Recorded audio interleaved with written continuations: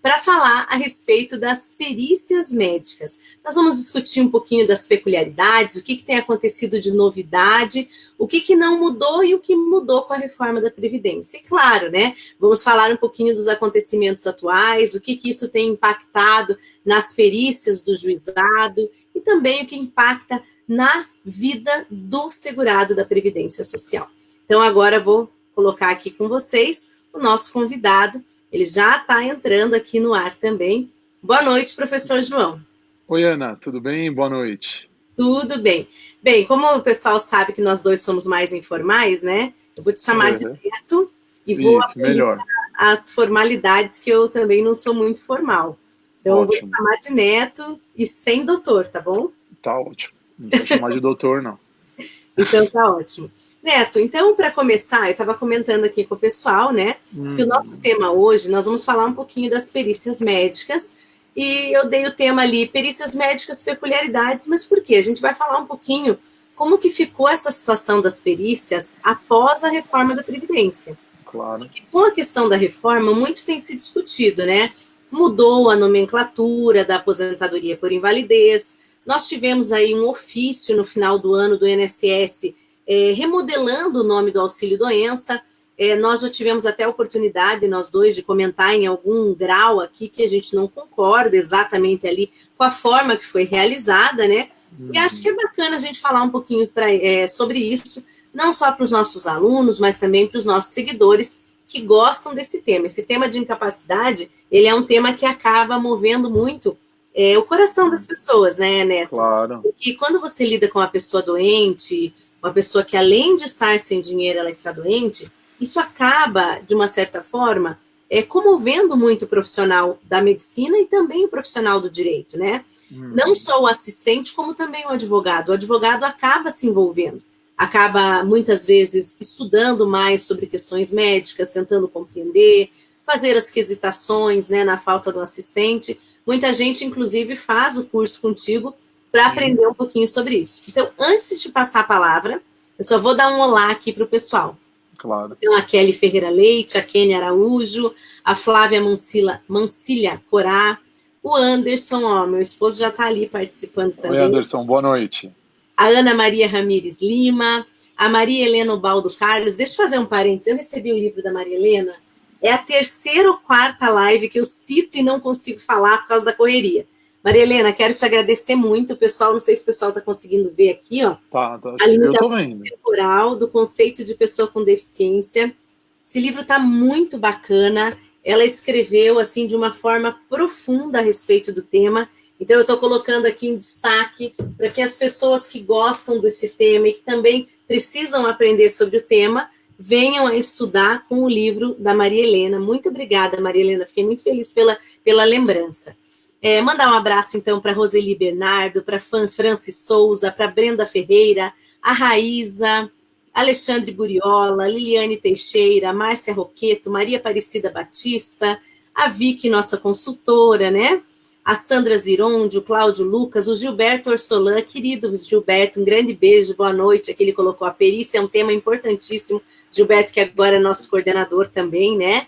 Ninon de Calazans, Ducileia Arantes, Maria Aparecida Naime, Rosane Augusto, espero não ter pulado ninguém, Liliane Baldez, Silvânia, querida Silvânia, que também está sempre conosco.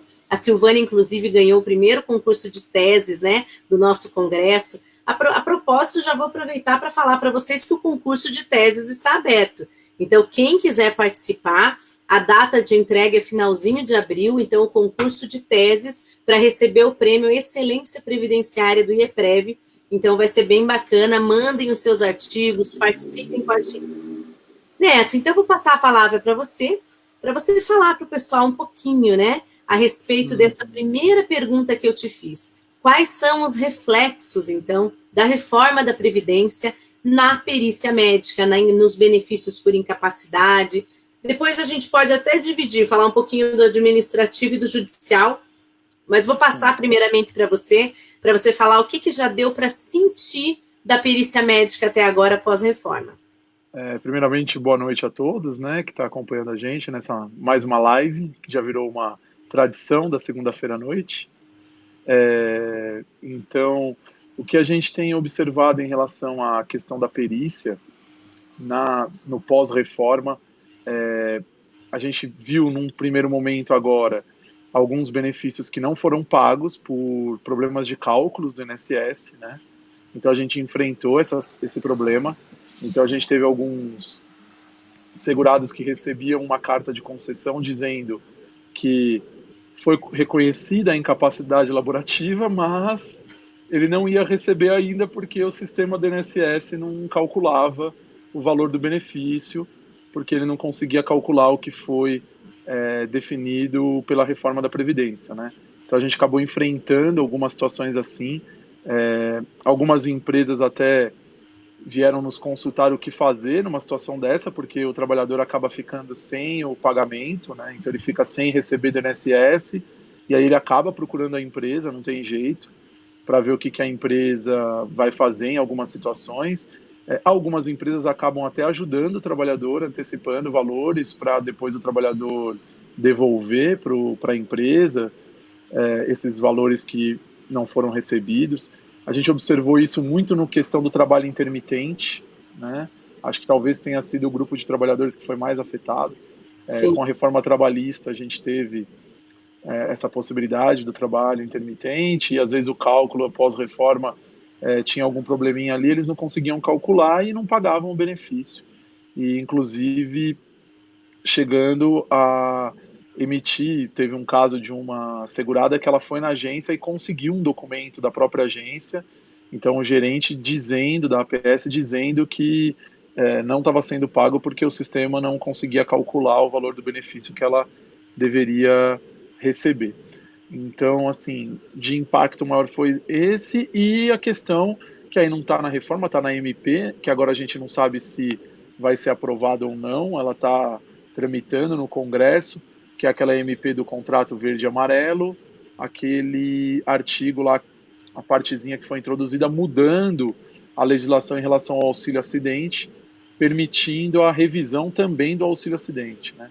Então, uma coisa que a gente só via revisão nas aposentadorias por incapacidade permanente, que é o novo nome da aposentadoria por invalidez, nos auxílio-doença de longa permanência, mas aí, de repente, agora também essa questão do auxílio-acidente. Então, a gente tem visto muitos segurados que estão sendo chamados para passar por pente fino e tendo, às vezes, o auxílio-acidente cortado em razão da MP, né? Então, assim, acho que os principais impactos seriam esse. Eu entendo que os principais impactos da reforma, eles são mais para longo prazo, né? Nesse primeiro momento, a gente tem mais esses impactos momentâneos. Eu entendo que o impacto principal vai ser na hora que começar a ter aquela diferenciação de valor, por exemplo, de aposentadoria por incapacidade permanente, se é de acidente de trabalho ou não é acidente de trabalho. Alguns trabalhadores podendo optar, né, entre aspas, mas querendo não se aposentar por incapacidade permanente porque ele vai perder muito valor do que ele ganha. Então, eu acho que esse é um grande problema que a gente vai enfrentar agora, daqui para frente. A gente pode ter uma diferença aí de percentuais bem consideráveis se o trabalhador tem uma doença ocupacional, um acidente de trabalho, ou se é uma doença extraocupacional.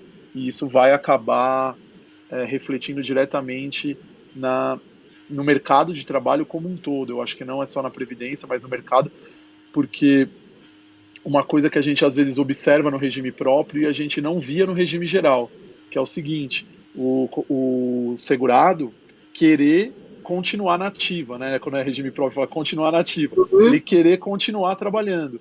Porque se ele for para aposentadoria, a diferença é tão grande do que ele vai receber, que ele prefere, às vezes, trabalhar ou doente ou trabalhar com menor rendimento, mas sem ter aquela aposentadoria por incapacidade. Então, são novos paradigmas que a gente vai ter que enfrentar no dia a dia. Isso acho que vai ter reflexos tanto para os segurados quanto para as empresas, porque as empresas também não estão acostumadas com isso, em ter um trabalhador que o médico do trabalho de repente manda para o INSS, e o INSS concede uma aposentadoria e ele chega e fala: não, mas eu não quero isso, eu quero voltar a trabalhar de repente ir lá e fazer uma alta a pedido. A gente não sabe como que o trabalhador vai se comportar a hora que ele vê o valor do benefício e vê que ele está recebendo muito menos do que ele receberia trabalhando, né?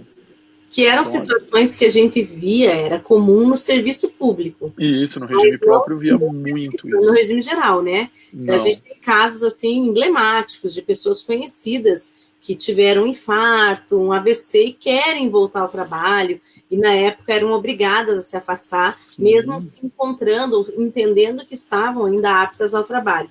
Então, são situações novas, né, Neto? A gente tem Sim. que reconhecer que a reforma, ela inova na vida do advogado, na vida do segurado, e ninguém exatamente sabe como proceder.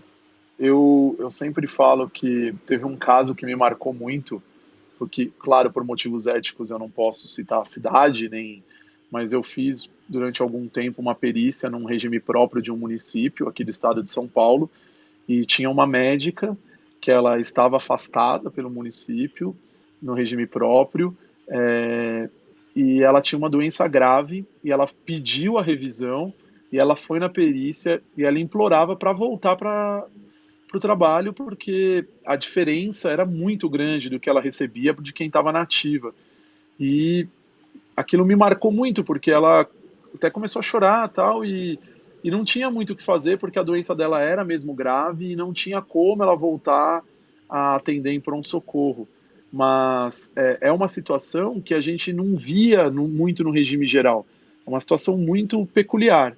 E agora eu tenho certeza que isso vai se tornar uma rotina, e até o advogado que está assistindo a gente, ele vai ter que conversar com o cliente dele na hora de propor a ação, porque ele precisa esclarecer isso para o cliente, né? Porque senão ele ganha a ação e o cliente fala, tá, mas você ganhou a ação e agora eu vou receber menos do que eu recebia no auxílio-doença. Não é o que eu quero. Não é o que eu quero, exatamente. E também não é fácil discutir que você não está incapaz, porque é uma alegação totalmente contrária, né? Provar Sim. que eu estou meio, temporário, eu não estou permanente. Isso não é uma prova fácil, é quase uma prova negativa, né? Sim, você... Aquele rol de provas impossíveis. Porque você vai ter que provar que vamos dizer, uma perícia que foi realizada está errada porque ela está concedendo um benefício que teoricamente seria mais benéfico. E eu já tenho visto vários professores orientando que a petição inicial tem que ressaltar que é o auxílio-doença e que a pessoa não tem interesse na aposentadoria por invalidez. Sim. Que agora tem esse novo nome, né, de aposentadoria por incapacidade permanente. Mas eu te confesso, assim, que dos anos que eu advoguei, do meu conhecimento processual, eu não acho possível você delimitar, porque quando se trata de um pedido que é decorrente, você reconhecer ele é só a continuação do pedido principal, eu não acho muito possível que os juízes aceitem esse tipo de delimitação da lide. Porque não é um pedido assim, tem diferença entre o pedido que como é que fala, um pedido secundário, né? Um pedido, agora até esqueci o nome, gente, estou tão fora da área de processos que até esqueci o nome. Mas ele acaba se confundindo com o pedido principal, então acho bem assim complicado dar essa orientação e dizer que certamente isso vai dar certo. Deixa eu aproveitar, Neto. Oi, perdão, te cortei. Não, imagina. Aproveitar aqui, ó. Pode falar. Mandar um abraço só para o pessoal que entrou depois. A Lúcia Catarina, que é aqui de Curitiba, a Maria Lúcia Rodrigues, Regina Prado, que é lá do prédio do IEPREV. Então, lá na nossa sede, a Regina fica no mesmo prédio que a gente. Legal. O Marcos Apolinário, a Cris Secom, Francisco Antônio Ramalho, aqui a Viviane Isabelle Zé Edgar, né, os dois que participam aqui, João Carlos Brazão, a Dulce Menezes, a Juscelia Mendonça, Juscelia, perdão. O João Vitor, essas lives se tornaram o nosso programa de segunda noite. Isso mesmo, João. Acho bom que você seja nosso parceiro aqui e assista sempre. O João, para quem não conhece, todos conhecem, né? Mas hoje nós estamos com uma audiência altíssima hoje já, 82 pessoas online. Então, aproveitar e dizer que o João Vitor é o nosso diretor de eventos, responsável por grandes eventos, cursos que nós realizamos lá no IEPRE. A Kênia Araújo, a Elaine Schittenberg, e, por exemplo, aqui ela já está fazendo uma pergunta, né? Ela está falando aqui, olha, e, por exemplo, quem teve câncer no INSS deu alta, mas a pessoa nunca mais conseguiu trabalhar, né? Por exemplo, ali ela está citando um caso de uma mulher que tirou o estômago, teve câncer no INSS, deu alta, essa pessoa nunca conseguiu se recuperar. A gente tem situações bem complexas mesmo. Eu já vou passar a palavra para o Neto, deixa eu só falar ainda da Kelly Ferreira. Subsidiário, Kelly, obrigada. Faltou a palavra na hora que eu estava citando aqui, mas era subsidiário que eu queria dizer. E aí a Elaine continua a pergunta dela, perguntando, olha, qual o período para pedir o restabelecimento ou aposentadoria por invalidez? Então, eu vou passar agora um pouquinho para o Neto citar esses casos, né? Esse limiar tão sensível entre a gente entender o que é o auxílio-doença, que é a aposentadoria por invalidez. Isso. Lembrando quem está chegando agora, né, que antes, qual que era o habitual da aposentadoria por invalidez? Com o pedido subsidiário, que a Kelly me ajudou, que eu esqueci o nome, já deixando claro que se não fosse um, poderia ser o outro, porque se estabeleceu ao longo do tempo, dentro do juizado, principalmente juizado, uma fungibilidade desses benefícios, né, nos pedidos judiciais. Eu vou passar a palavra para você, Neto. Essa questão, igual que ela citou da questão do câncer, primeiro que a gente tem que sempre lembrar, a gente bate muito nisso, toda vez que a gente fala de benefício por incapacidade, em aula, nas lives, e a Ana também sempre fala isso, e é importante a gente sempre ressaltar que o benefício não é auxílio doença, né, é um auxílio incapacidade. Então, primeira coisa que tem que haver é incapacidade laborativa. Aí a gente precisa ir no conceito de incapacidade laborativa, que é a impossibilidade para o exercício da função, ou risco de vida para si ou para terceiros, ou de agravamento da doença se a pessoa voltar para aquela função específica. Então, por exemplo, o caso de um indivíduo com câncer, a gente teria que verificar qual que é a condição dele naquele momento, né? Qual é a função que ele exerce, quais são os riscos ocupacionais a que ele está submetido, para a gente avaliar se a pessoa tem ou não condições de retorno ao trabalho. A gente pode até discutir, eu acho que é uma discussão válida, a questão de ser uma doença grave, né? E aí você tem toda a questão social envolvida na doença. Essa é uma questão que extrapola um pouco a questão médica, eu sempre gosto de ressaltar isso, porque você vai conseguir discutir com o médico, mas muito pouco sobre isso. Quem tem que reconhecer isso é o magistrado, não tem jeito. Se de repente você tiver uma incapacidade social, né, que é muito discutida hoje, uma perícia biopsicossocial, onde você não vai avaliar só a questão biológica, mas sim a condição daquela pessoa retornar para o mercado de trabalho, aquela condição da pessoa ser reabilitada profissionalmente e etc. Então, acho que é muito difícil e, às vezes, a gente falar sobre tal doença incapacita, depende muito, né? Não tem uma doença que eu falo assim, essa doença incapacita. Todo câncer é incapacitante? Nem sempre. Vai depender da atividade, vai depender do tipo de câncer, do estadio, né? Qual é o estágio da doença, quais foram as sequelas que aquele câncer causou para o indivíduo, e até o local onde ele mora, né? Porque dependendo do tipo de atividade que ele exerce, se ele morar, de repente, se for um trabalhador rural, é diferente de um trabalhador urbano. Então, a gente tem uma série de questões a serem avaliadas, né? Já numa condição biopsicossocial, né? Isso. Você já falou, olha, então eu já não vou olhar a incapacidade como no passado. A gente já vai fazer essa análise já meio, né, tomando as relações sociais, histórias e tudo mais que envolvem aquele indivíduo. Mas tem uma pergunta aqui que veio na sequência, que foi importante, que ela fala o seguinte aqui, ó. Até o Anderson citou um caso também, que ele conhece, né, um colega médico com linfoma Hodgkin, fala? Hodgkin. Nossa, você viu que o meu inglês é ótimo, né? Começamos, gente. As tristezas quando eu vou tentar ler o nome das doenças. Tava faltando a gente dar risada, a gente tava muito séria, essa live tava assim, ó. Daí a gente já acordou. Então, esse nome que você disse, que eu não vou repetir, também, e eu tive casos, muitos casos no escritório, de pessoas que tinham ELA, que é aquela esclerose lateral amiotrófica, né, que é super grave também, e a pessoa tem, e aí vem uma questão que eu quero discutir hoje também, ela tem uma incapacidade que não é para atividade atual, momentânea exatamente, mas ela tem uma necessidade de afastamento para prevenção do agravamento severo, né? E aí eu queria que você falasse um pouquinho para isso também. Olha, tem essa previsão? Eu tenho como proteger uma pessoa de um agravamento, uma Sim. esclerose, uma ELA, então, que é especificamente amiotrófica, ou aquela que a gente vê, por exemplo, que leva a questão de degenerativa, né? Fala um pouquinho para a gente sobre isso e como o advogado deve se comportar na quesitação.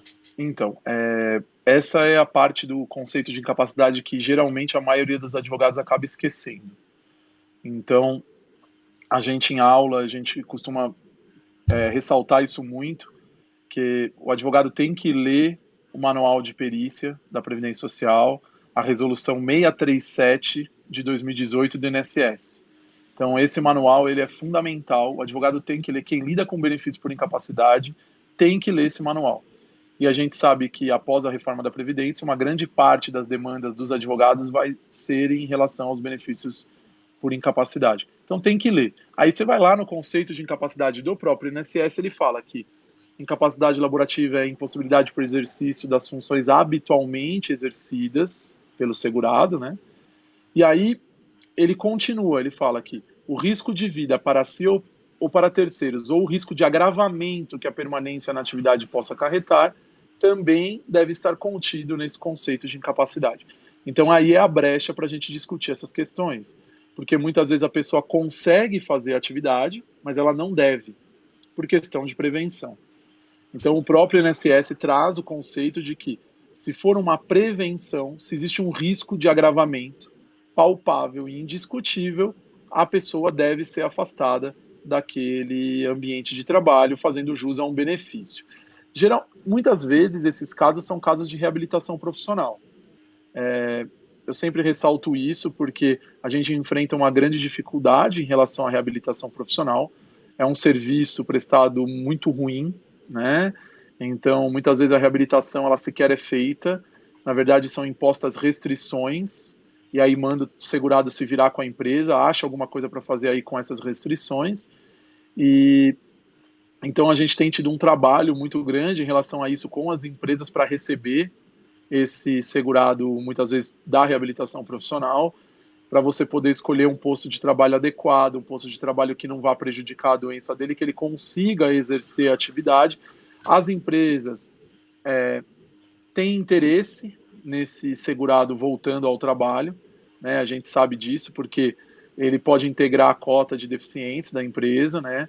Então a cota de PCD, a gente tem uma necessidade de cumprimento de cota, principalmente em empresas maiores, né? Empresa menor é mais difícil, mas empresas maiores a gente consegue convencer o empresário que às vezes vale a pena, porque ele vai conseguir cumprir aquela cota, ele é cobrado disso, ele tem dificuldade no cumprimento da cota, e a gente pode pegar esse segurado reabilitado do INSS e integrar essa cota. Não é uma coisa fácil de se fazer, não é, porque a gente esbarra em várias barreiras, tanto a questão biológica quanto aí a questão social que a gente estava discutindo. Às vezes o impedimento dele trabalhar não tem a ver com o exercício do trabalho em si, às vezes é com acesso ao local de trabalho, às vezes é com disponibilidade de transporte público para ele ir até o trabalho. Tem uma série de situações que envolvem nesse processo de reabilitação profissional, por isso que ele é tão difícil, ele não é uma coisa tão simples, não é só dar um curso para a pessoa, mandar ela assistir um vídeo no YouTube e a gente fala que ela está reabilitada, não, envolve todo geralmente feito de forma multiprofissional, não vai ser um profissional só, vai ser médico, fisioterapeuta, terapeuta ocupacional, você vai envolver vários profissionais com diferentes visões, serviço social, psicólogo, para a gente conseguir fazer esse processo de reabilitação.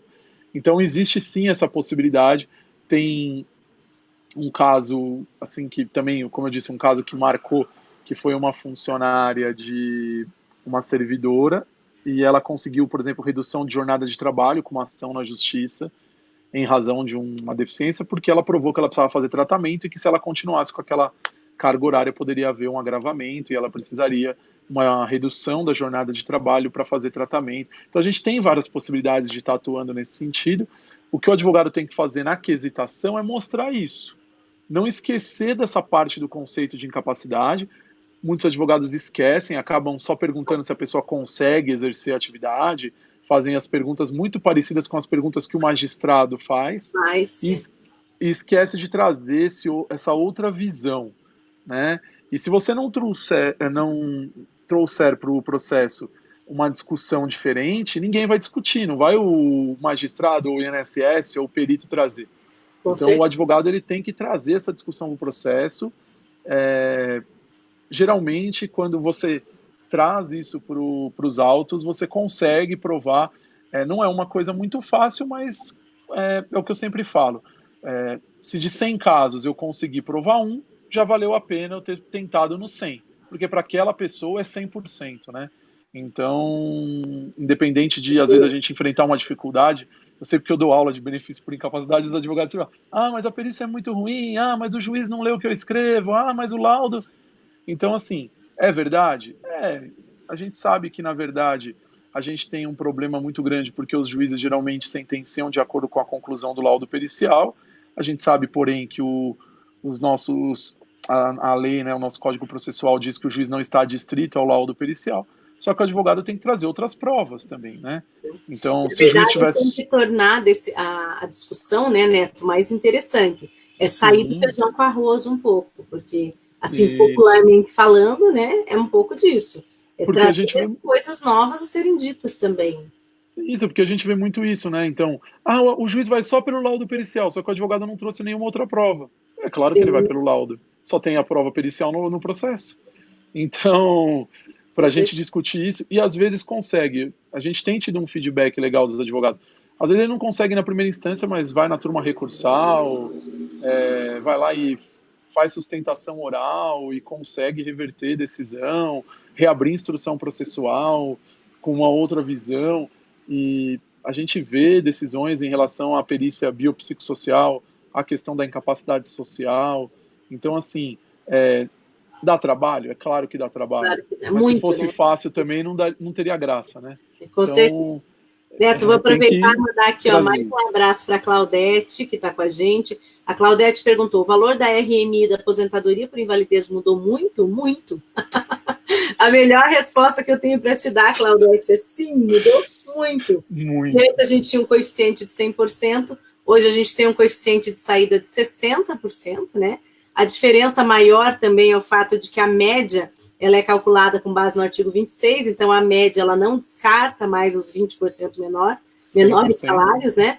Então a gente primeiro começa lidando com 100% do PBC, que isso não é bom, isso quer dizer que você vai considerar todos os valores, inclusive os menores, e além disso o coeficiente de saída ele é de 60%, com um adicional apenas para homens a partir de 20 anos e mulheres a partir de 15, o que é péssimo. É muito péssimo. Mas deixa eu aproveitar aqui, então, mandar também um grande abraço para Maria do Socorro, que é minha aluna lá de Marabá, no Pará. Legal. Um grande abraço, Maria do Socorro. Saudades, faz tempo que eu não vou aí. Esse ano até fizemos aí estava quase tudo certo para eu ir, depois deu errado, infelizmente.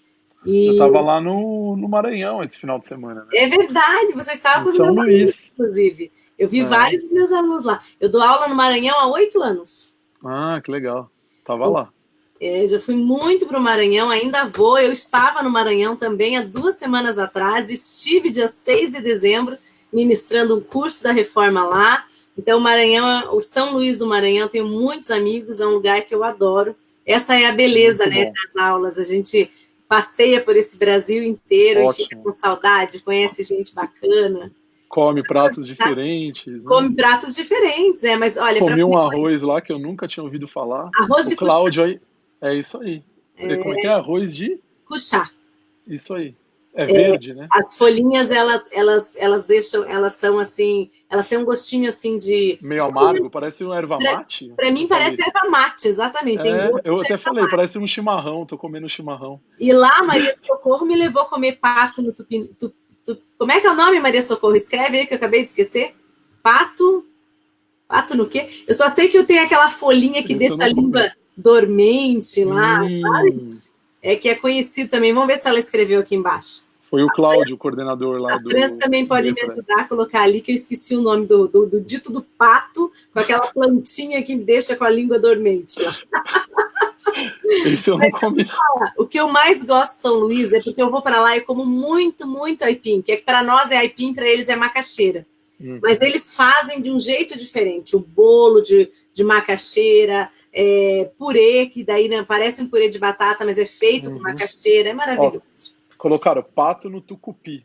Tucupi, isso. Muito obrigada. Não sei quem foi que escreveu, não chegou aqui para mim. Foi a Franci Souza. Obrigada, Franci. E lá em Belém também já comi muita coisa diferente, viu? Já também. Muita coisa boa. Em Belém, na verdade, eu acho que tem mais variedade.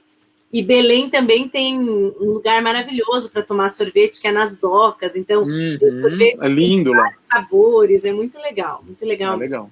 Deixa eu aproveitar aqui, né, passando por essa experiência gastronômica no meio da nossa live, né? Vou dar um abraço aqui para Chiquinha Nascimento, para Tânia Cristina, para a Raíssa. A Raíssa, acho que eu já tinha mandado, né? Eu estou tentando aqui não me repetir, pessoal. Senão eu vou aqui repetindo para o que eu já estava falando. Bem, vamos lá. Neto, então, desse nosso tema aqui, tem mais uma coisa que eu queria que você falasse. Tem várias, né? Mas é a história da aquisitação. Nós já sabemos que é importante, que você dá curso sobre isso. Mas o que eu quero saber é o seguinte: com a reforma, a aquisitação ela ficou mais importante, igual, menos importante, fundamental? Com essas questões que nós temos agora, com essa dificuldade de, caso tenha concedido uma aposentadoria permanente, existe agora uma situação que, caso ela venha oriunda de um acidente de trabalho, ela vai devolver o coeficiente de 100%. Então, eu queria que você falasse um pouquinho a importância da aquisitação, para quem ainda não entendeu. É fundamental, né? Essa questão do benefício ser ou não de natureza acidentária, é o que eu tenho comentado, é o seguinte: o advogado que não pesquisar se o cliente dele tem uma doença de natureza acidentária pode estar deixando tanto de conceder um benefício melhor para o seu cliente, quanto de ganhar dinheiro também, né? Porque se você tem uma diferença tão grande assim, se ele de repente tem diante dele uma doença que o próprio INSS reconhece como acidentária e ele prefere não alegar isso, você está deixando de comprovar uma doença que vai dar para o seu cliente um benefício melhor e para você também. Sim. Então, isso é uma coisa muito importante. A gente tem falado isso muito. O advogado, como o primeiro juiz da causa, ele tem que avaliar o caso concreto e verificar se o caso do cliente dele se enquadra em algum dos tipos de nexo causal que existe, né, de nexo técnico, que é o nome correto que a gente usa. Então, se é nexo técnico profissional do trabalho, nexo técnico individual ou nexo técnico epidemiológico, que são os 3 tipos de nexo que a gente tem dentro do direito previdenciário. Utilizar o conceito que a gente costuma sempre ressaltar, que o nexo técnico para o direito previdenciário é um nexo presumido, né? Isso é uma questão muito importante. Quando eu trato de um nexo técnico epidemiológico, eu presumo que a doença tem relação com o trabalho. E muitos advogados não usam dessa presunção, né? Então, o nexo para o direito previdenciário é presumido. O nexo técnico, profissional e do trabalho é a mesma coisa. Você tem uma lista de doenças onde, se o indivíduo tem aquela doença e está submetido àquele risco, presume-se que a doença foi causada pelo trabalho. Então, sim, a forma de você fazer essa aquisitação é muito importante. Por quê? Porque é o que eu sempre digo, quando a gente faz o quesito, a gente tem que imaginar a resposta. Eu não posso fazer um quesito que vai ser um tiro no escuro. Porque se eu der um tiro no escuro, pode ser que ele seja favorável, mas pode ser que não seja. Então, isso é bem complicado para o advogado. Então, a técnica de se fazer um quesito, ela tem que ser aprimorada pelos advogados. Na prática, a gente vê, a maioria dos advogados fazem quesitos padrões e muito similares aos quesitos do INSS, né, e do juízo. Então, são aqueles quesitos diretos: tem capacidade, não tem capacidade? Né, eu falo muito na minha aula de processo, né, que com o tempo meio que passei por quase todas as matérias dando aula, menos cálculo. Até aprendi a fazer os cálculos ao longo da vida, mas não morro de amores por eles, não, né? Deixo todos para a Gisele, minha sócia, e para o Sérgio Jeromes. mas, assim, eu dou aula de processo, eu falo muito para os alunos o seguinte: olha, se for para copiar o quesito do juiz, e muito advogado faz isso, que não é cumprir tabela, o que eles precisam entender? Se for para copiar, então não copie. Não faça. Não tumultue o processo. Exatamente. Fazendo que o perito responda duas vezes. 3 vezes a mesma coisa. Porque 2 vezes ele já vai responder. Porque o do juiz, e o do magistrado e o do INSS são muito parecidos. Então ele já Exatamente. vai responder o mesmo quesito 2 vezes, aí você vai fazer de novo para ele responder 3. Eu Então não fico é mais fácil. enlouquecida com isso. Por que você não é mais fácil você fazer, que não precisa fazer 30 quesitos? Faz 5, 6, 7, só que quesitos interessantes para sua tese. Sim, O que o claro. advogado nunca deve perder de vista é a tese dele, porque a prova técnica é um meio de prova, é um meio dele provar o que ele está alegando. Se ele Com não certeza. souber utilizar esse meio de prova de forma adequada, buscando a comprovação da alegação dele, fica difícil, Com né? certeza. Então, ele tem que sempre ter isso em mente. Pega lá para Pessoal, eu eu tô sempre. olhando para baixo aqui, ó, mas não é que eu não estou Não, prestando tranquilo. atenção. Eu coloquei aqui porque na minha plataforma Travou. travaram os comentários. Então, eu estou Ah, olhando tá. aqui para poder ver o que o pessoal vem perguntando. Eu vi Neto, eu até. quero aproveitar e É, convidar todo o pessoal que está gostando, pessoal que está aproveitando, compartilha, né? sim, por favor. Compartilha na sua timeline, compartilha num grupo que você acompanha. Então, compartilhem. Agora tem uma coisa bacana que o Facebook criou, que você pode criar uma sala, É, né? Watch Party, né? Isso, perfeito. Aí já vim com o nome em inglês para acabar com. Não, essa relação não está indo bem, só quero te avisar. Então, já que pode criar uma sala de cinema, algo assim, né? Por gentileza, vocês criem aí, compartilhem para que o pessoal que está passando desavisadamente aproveite essa live maravilhosa. Olha o que a Roseli Bernardo falou. Professor Neto, né? Fala para nós um pouquinho como separar a prova documental. E aí, eu não vou deixar você responder ela agora, porque eu tenho uma pergunta para você, e daí a gente já responde a Roseli Bernardo com essa pergunta, tá? Tá. Daí, na sequência, eu vou perguntar para a Luciene Amaral. O que o Anderson falou? 3 vezes da música no Fantástico. O que foi 3 vezes? Já me perdi, eu me perdi aqui.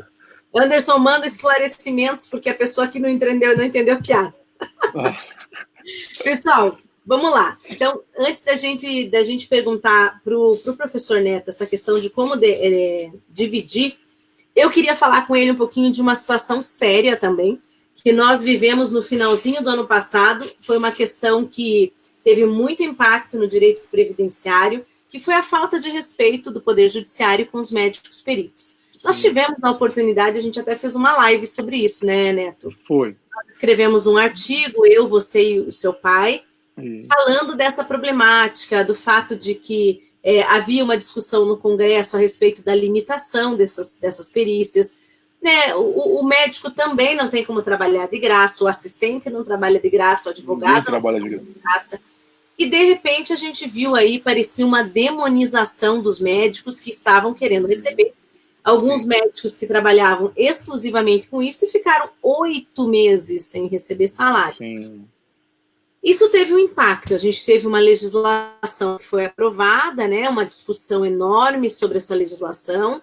E, na sequência, a gente teve uma problemática, que foi o fato de que as perícias elas foram limitadas a uma perícia. Ou seja, para a dotação orçamentária anual, nós teríamos aí uma perícia a ser realizada por processo. Só que a gente sabe que, muitas vezes, tudo bem, existem alguns exageros, o advogado pede 4, 5 perícias, eu já vi, acho absurdo.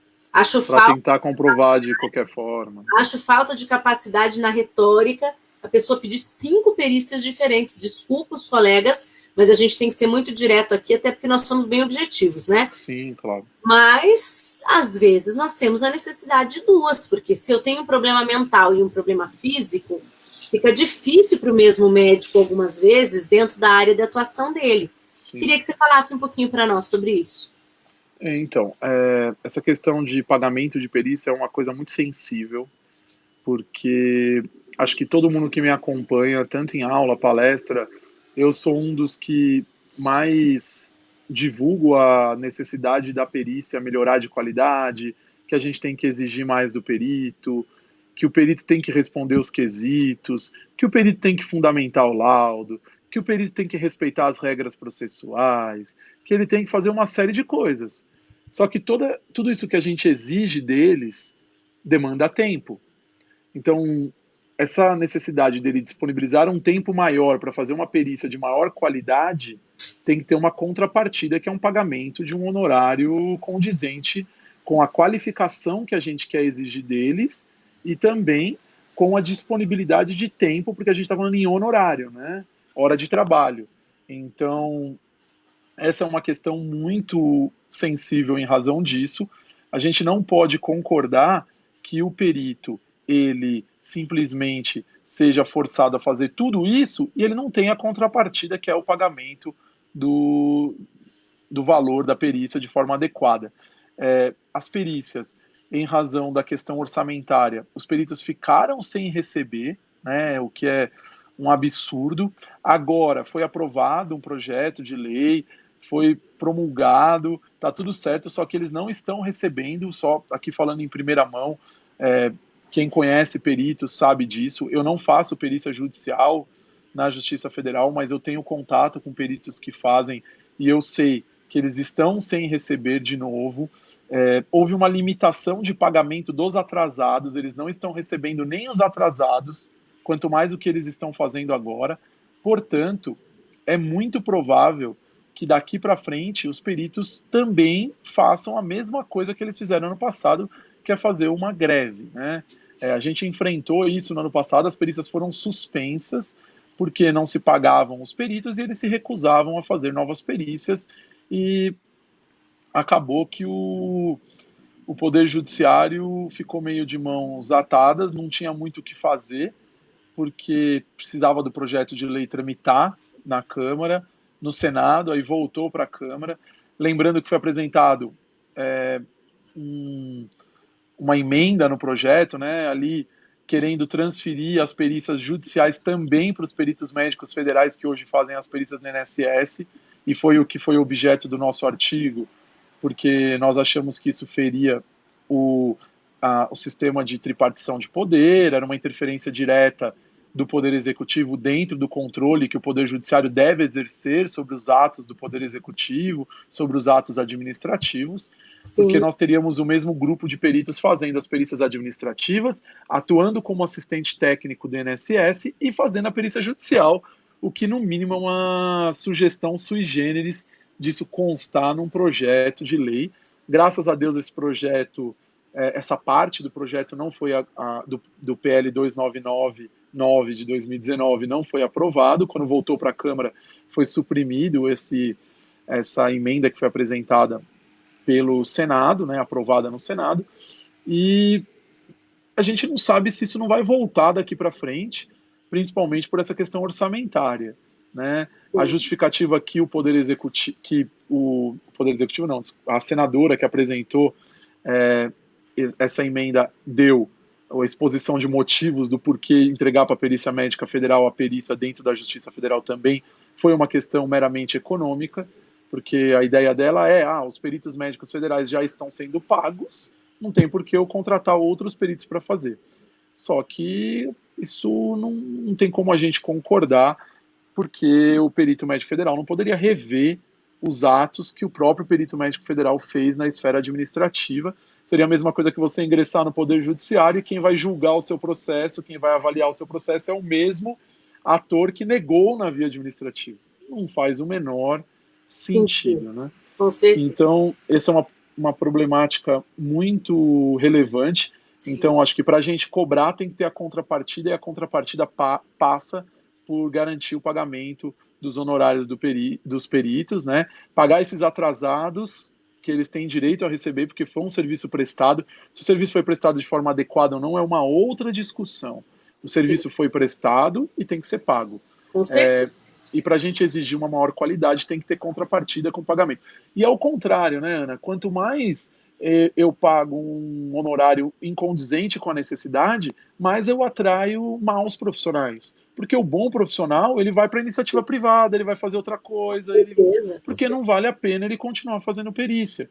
Então, isso é na perícia em todo lugar, né? Toda a área. Preocupação com essa reforma no que toca ao RPPS, por exemplo, sempre falo aqui, por que o juiz vai ficar, o promotor, então agora estão, né, o PRESP, vem essa questão da previdência complementar, porque assim, o que você está oferecendo, né? É uma questão de mercado, né? Como que você vai qualificar o serviço público se o serviço público ele não consegue... Não vale a pena. As pessoas, ele não consegue valorizar o trabalho, então a gente tem muito a ser discutido.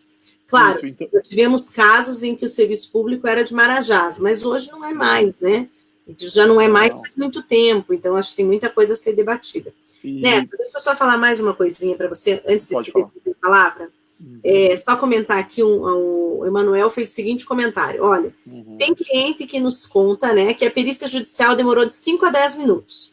O que se percebe é que alguns peritos negam porque o laudo está pronto, e se for para deferir, perde muito tempo para preencher o laudo. Eu vou te contar que já tive essa sensação também. Eu acho essa sensação horrível. Eu conheço ótimos peritos, muitos, a gente não está generalizando aqui. Claro. Eu conheço lugares que controlam, eu vou fazer aqui uma ressalva, aqui no juizado aqui no Paraná, a gente tem muita negativa, claro, mas aqui as perícias não são de 10 minutos, as perícias, há um certo controle aqui dentro da Justiça Federal do Paraná. Não posso falar dos outros lugares porque eu desconheço, é só o que me contam. Então, eu queria que você falasse um pouquinho sobre isso. Será que é isso mesmo? Será que é preguiça de preencher? Ou será que a gente tem um outro fator que, para mim, é mais relevante de todos os anos que eu trabalho com incapacidade? Às vezes, o médico, ele sabe o que é a questão da incapacidade, mas ele não entende que ele tem que relacionar ela com a atividade habitualmente exercida. Habitualmente exercida, ou seja, aquela que consta lá na profissiografia do PPP. E eu queria passar a palavra para você devolver o que você ia falar e falar um pouquinho sobre isso para a gente. Não, com certeza. Essa questão do tempo da perícia é uma coisa muito relativa. Não tem como eu dizer assim, tem que fazer a perícia em 3 horas. Não, eu não tenho como dizer isso. Mas é óbvio que uma perícia muito rápida é provável que não tenham sido avaliados todos os aspectos necessários de uma perícia. Então, por exemplo, eu vou lá, eu tenho que perguntar para a pessoa o que ela está sentindo, o que ela trabalha, o que ela faz, né? Só isso vai levar mais do que 5 a 10 minutos. Só para entender isso, perícia na trabalhista, né, agora jogando um pouquinho para o lado da Justiça do Trabalho, atuando por empresa, vistoria em local de trabalho, já se conseguiu anulação de perícia pelo tempo que o perito permaneceu dentro de empresa. Porque o perito ficou lá 20 minutos, ele levou 10 minutos para chegar no local de trabalho e 10 minutos para sair da empresa, ficou lá 2, 3 minutos e conseguiu provar que houve essa questão, que houve vamos dizer assim, não houve um tempo hábil para ele realizar aquela avaliação necessária. Geralmente essas perícias são marcadas pelo próprio Poder Judiciário. Então essa é uma questão relevante, que se o advogado observa, está fazendo perícia em 5 minutos, perícia não é consulta médica, nenhuma consulta vai se fazer em 5 minutos. O que dizer de uma perícia, que eu tenho que avaliar, tenho que verificar questões processuais envolvidas.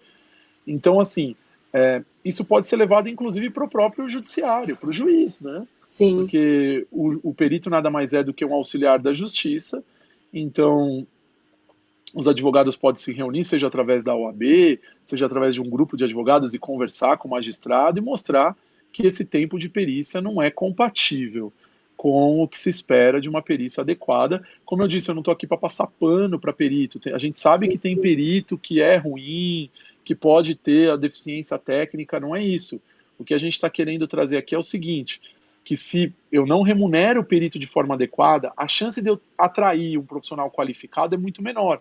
Por quê? Porque a iniciativa privada paga mais. Sim, com certeza. Então, a gente está falando de uma outra questão também, né? Se a gente não pagar direito, e se a gente for empobrecendo o nosso rol de peritos que prestam serviço, a coisa só tende a piorar, porque o perito acaba que, como todo profissional, do mesmo jeito que eu, que você, que aqui todos os que estão nos assistindo, você vai pegando experiência naquilo que você faz. Sim. Se toda hora o perito for embora e eu tiver que treinar uma pessoa toda novamente, eu tenho naturalmente uma curva de função e um empobrecimento do desempenho da função também. E a gente tem a curva de aprendizagem, né? Então, assim, todo profissional passa por uma curva de aprendizagem. Então, é óbvio que as perícias que eu faço hoje, ela tem uma qualidade muito diferente do que eu fazia quando eu comecei há 12 anos atrás. Então, sim, todos nós, né? Isso é meio elementar. E o que atrai, como eu disse, se você não faz essa remuneração de forma adequada, leva-se anos para pagar, não se paga, aí tem restrição para pagamento mensal, aí só pode receber tanto por mês. O que acontece na prática? Esses profissionais saem e você atrai aquele profissional que, de repente, eu não tenho o que fazer, estou começando, vou começar a fazer umas perícias lá, porque eu conheço o juiz. Aí uma vez ali por semana, porque esse meu dia Isso. E ele não se qualifica. Eu conheço o juiz, encontrei ele no aniversário, ele me conheceu no casamento da minha tia e pronto. Conhecimento na forma de contratação. Mas vou te falar que há 10 anos atrás era assim, bastava você dar teu nome para o juiz e o interessado. Sim. Agora não, agora tem avalia currículo. Digital, você envia teu currículo, você tem Já melhorou. título, ou você tem uma pós-graduação naquela área, mas no passado era muito pior. Você dizer, oi, eu quero, e, né? É bem por aí mesmo.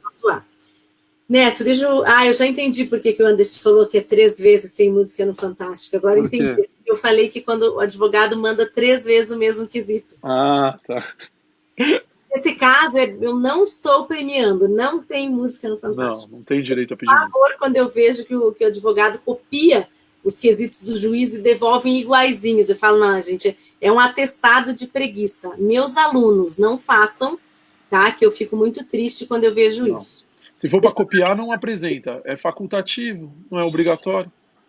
Aqui tem uma pergunta da Tânia que é interessante, né? Até o seguinte, tem muitas pessoas que hoje, o que elas sofrem? Elas sofrem com a questão da dor crônica. Hoje a gente tem clínica da dor, nós temos trabalhos específicos, né? Que vem tanto de oncologistas como com reumatologistas, anestesistas, né? A clínica da dor, ela envolve muita coisa. Então, ela está perguntando aqui, quando é a dor, e quando a gente está falando de uma dor crônica, não estou nem falando da fibromialgia, mas estou falando da dor crônica mesmo, oriunda de um câncer, de uma cirurgia. Minha mãe, por exemplo, vou dar um exemplo da minha mãe aqui. Minha mãe fez uma cirurgia de coluna que teve um problema gravíssimo, ela teve a perfuração ali da dura mater, e chegou até a medula, e naquele momento ela ficou com uma neuropatia periférica aguda ali, né? Severa, eu diria. E ela tem uma dor que se trata até hoje com prega-gabalina, que chama, né? Que é para dar uma amenizada ali naqueles contatos das bainhas lá de mielina. Olha, tô aqui esbanjando meu conhecimento médico. Farmacologia. E farmacológico. E aí o que acontece? Ela tem uma dor crônica, controlável às vezes não, mas aí vem a pergunta, e como é que fica então? Mas olha só, meu marido, gente, nós aqui conversamos uma coisa séria, e ele perguntando se tem livro de sorteio. Não acredito numa coisa dessa. Podemos fazer, hein? Eu acho que você foi compelido a fazer agora, né? Agora foi intimado, podemos fazer sim. Você recebeu de um livro. Aqui. Combinado, fazemos sim. Depois você põe as regras aí. A minha regra é sempre, o pessoal já conhece, né? Para ganhar livro aqui no programa, tem uma regra de ouro. Primeiro, fazer um print da gente bonito. Tá, no final. Não adianta fazer print feio, a gente tem que estar assim, muito lindo, né? E tem que estar os dois bem, não pode estar um de olho fechado, outro de olho aberto, é sacanagem. Beleza. Aí tem que postar lá no Instagram. As 2 redes sociais, elas têm que se conversar. E quem marcar. No Instagram, corre lá fazer, tá? Que tem que passar lá no Instagram. Colocar no Store, marcar o Neto, eu e o IEPREV. Isso aí. Tá bom? Tem que marcar os 3. Aí o que eu faço? Eu reposto todas as postagens. O Neto também tem esse hábito, né? Sim. Mas eu reposto, porque daí a nossa equipe calcula todos os nomes, coloca lá e faz o sorteio, e na segunda-feira que vem a gente coloca aqui o ganhador. Ótimo, inclusive a Ana Enes ganhou o livro da última vez, né, Ana? E eu acabei que a equipe ainda não te enviou, porque semana passada a gente teve um probleminha lá, a gente acabou entrar em contato. Aí a equipe do EPREV pode entrar em contato com o ganhador, me passar os dados que eu mando autografado um livro para quem ganhar. Perfeito! Autógrafo com direito a foto e postar no story do Instagram também. É isso aí. Então tá combinadíssimo. Pessoal, conseguiram aí acompanhar como é que vai funcionar? Eu vou colocar correndo aqui embaixo. Tem que agradecer o Anderson, hein? Que pediu. Ele deu uma cantada nesse teu livro aqui, não precisa dizer nada. A Nayara Dornelas chegou ali. Boa noite, Nayara, que está sempre conosco. O Emanuel, né? Emanuel falando quando é médico novo, complica. A Eduarda, olha, os peritos vão contra o laudo do médico assistente sem justificativo. O que fazer? Essa pergunta eu vou devolver aqui para o Neto falar um pouquinho sobre isso, enquanto e da dor, né? E as regras do custeio. E da questão da dor, né? Isso, da dor e das regras do assistente, ainda bem que você lembrou. Da dor acontece o seguinte, a perícia ela é objetiva, ela tem que ser objetiva, porque não basta a parte alegar uma situação, tem que ser comprovada aquela situação para o perito do ponto de vista técnico. Eu sempre ressalto isso, que o que a gente está falando aqui, eu estou falando a visão do médico, tá? Não adianta o indivíduo chegar lá e falar para mim assim, eu estou com dor. A prova técnica, ela busca justamente as evidências, os vestígios que aquela alegação deixa no mundo, né? Vamos dizer assim. Então, por que é difícil comprovar dor? Justamente porque é uma questão subjetiva. O que o advogado tem que fazer para comprovar dor? Documentação, tá? Durante a perícia, é claro que pode estar... o perito pode verificar que tem dor, a gente tem algumas manobras, alguns sinais específicos que a gente acaba verificando se a pessoa tem dor, mas pode acontecer do seu cliente lá no momento da perícia não manifestar dor, ter tomado medicação, ou sei, alguma coisa que não consegue comprovar aquela dor crônica, e principalmente porque você tem que fazer o vínculo com a atividade laboral. Então, muitas vezes, o indivíduo, no momento da perícia, ele vai estar assintomático, mas quando ele vai voltar para o local de trabalho, tem aquela questão do agravamento que a gente já citou aqui. Como que você vai provar isso, então? Documentação. Prontuário médico, relatórios médicos, atestados médicos para fins periciais. Um indivíduo que tem dor crônica, ele geralmente faz acompanhamento ambulatório de dor, ele passa por médicos muitas vezes, passa em prontos socorros, às vezes é levado pelo SAMU, às vezes é levado pelo resgate dos bombeiros, às vezes... Então, toda essa documentação, comprovação de que faz uso de medicação, que faz uso de medicação injetável. Então, não adianta só você falar isso no processo. Você tem que trazer elementos que provem essas questões. Então, você tem que trazer para o processo a documentação que justamente demonstre o que você está alegando, tá bom? Então, é realmente muito difícil a prova da dor, justamente porque a perícia tem que se pautar em critérios objetivos, e a dor é uma questão subjetiva. Às vezes a pessoa pode estar com dor e você nem imaginar que a pessoa está com dor, e o outro a gente vê visivelmente que está com dor, tá? Então, assim, a dica que eu dou para o advogado é documentação. Prontuário médico, relatórios médicos. Seu cliente passou num pronto-socorro com crise de dor, pega a ficha de atendimento do pronto-socorro, junta no processo. Seu cliente foi resgatado lá pelo SAMU porque não conseguia sair da cama, teve que ir para o hospital para tomar injeção. Pega o documento lá do SAMU mostrando que ele foi. É a mesma coisa que pode falar assim, como que eu provo epilepsia? Como que eu provo que o indivíduo tem crise convulsiva? Se ele não tiver uma crise convulsiva no momento da perícia, você vai ter que provar através da documentação. Então, esses casos são casos onde a documentação ela ganha uma grande importância, essa prova documental. E aí você vai ter que fazer o quesito justamente chamando a atenção do perito para aquela documentação que foi apresentada no processo. E sobre a questão de provocar, a segunda pergunta, a questão de provocar o perito a responder o que o assistente técnico questiona, apresenta de ponto divergente, é possível haver divergência, não há nada de errado nisso. Podem haver pontos de vista diferentes sobre o mesmo fato, são visões diferentes. O que vai prevalecer, é óbvio, é o que tiver mais fundamentado e convencer o magistrado. E se de repente, o magistrado vai sempre na do perito, pode ser, mas às vezes em instância recursal você consegue, a gente já conseguiu, com o parecer de assistente técnico, reverter em instância recursal, né? Porque aí na instância recursal, porque o que acontece na prática? Muitas vezes, principalmente em cidades menores, o perito tem uma proximidade com o juiz. Então, o juiz acaba confiando no perito dele. Então, vai ser muito difícil esse juiz julgar contra o laudo do perito dele. Agora, na instância recursal, não tem isso. Porque aí você tem uma impessoalidade maior, não tem aquele contato mais próximo do juiz com o perito. Então, às vezes, na instância recursal, consegue reverter essa situação. E aí você tem que usar o artigo 477, parágrafo 2º do CPC, que fala que o perito é obrigado a esclarecer os pontos divergentes. O inciso 1º fala, apresentados pelas partes, os seus pontos divergentes, E o inciso segundo, apresentado no parecer do assistente técnico. Então aí você tem que provocar para que o perito seja obrigado a esclarecer o porquê que o assistente técnico discorda dele. A divergência é uma obrigação do perito esclarecer, não do assistente técnico. Tá? Então é o perito que tem que esclarecer o porquê que tem essa divergência. Perfeito. Deixa eu dar um alô aqui para a Marli Marçal, nossa coordenadora. A Roseli Bernardo também, ela fez as perguntas, você já respondeu, e ela falou, olha, professor Neto, sempre uma aula nas lives. Obrigado, Roseli. Gente.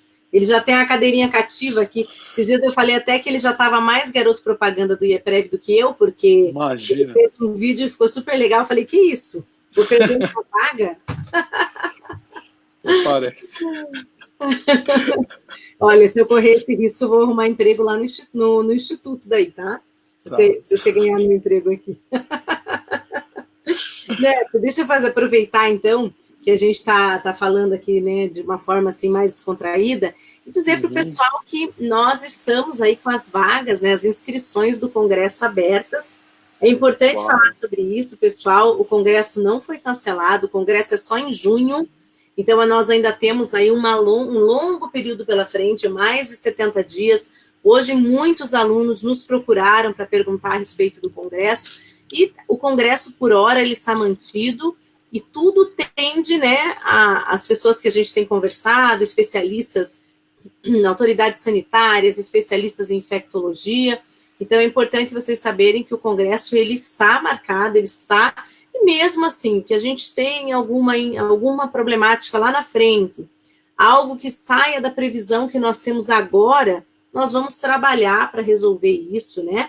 Para contemporaneizar todas as vontades, os interesses, inclusive dos nossos clientes também, sempre com a qualidade IEPREV, sempre da forma que o IEPREV agiu, ou seja, sempre com muita honestidade, com soluções, transparência. Então, só para deixar claro para vocês, o Congresso continua em pé, nós estamos muito felizes ainda, né, achando que tudo vai dar certo, se Deus quiser. Essa situação complexa que nós estamos passando agora, até junho ela deve amenizar, né, Neto? Pelo menos é o que a gente espera, né?